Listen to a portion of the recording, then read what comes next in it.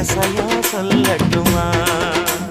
மாமே தரணும் சீரு, ரெண்டு மாங்கா கட்டு தோடு.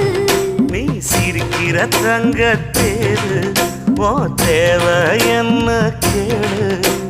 வெடல புள்ள நானும் ஒரு விவரம் கேட்க வேணும். தன்னானே தாமரப்பு புள்ள கள்ள